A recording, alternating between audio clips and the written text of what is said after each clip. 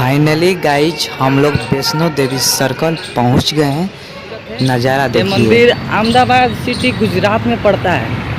हम लोग आए हैं थोड़ा गुजरात में घूमने के लिए, तो फर्स्ट टाइम ये मंदिर में हम जा रहे हैं। फर्स्ट टाइम गुजरात के भी नज़ारा बहुत अच्छा है। स्वस्थ भारत स्वस्थ अभियान ये मोदी जी के देश है और गांधी जी के। सो ब्यूटीफुल है गाइस, ये देखिए कितना अच्छा ओपनिंग है। अंदर का भी नज़ारा मस्त है। ये देखो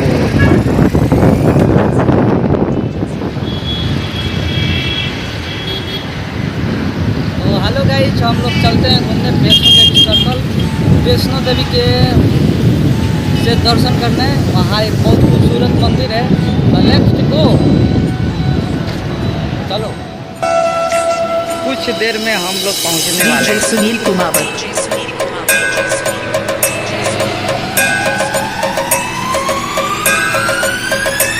तो फाइनली गाइस हम लोग आ गए हैं वैष्णो देवी सर्कल। ये बैनर देख सकते हैं आप।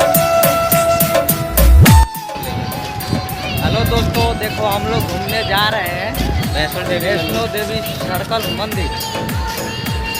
अभी वीडियो में बने रहिए, चलिए दिखाते हैं फिर अंदर का कैसा नज़ारा है।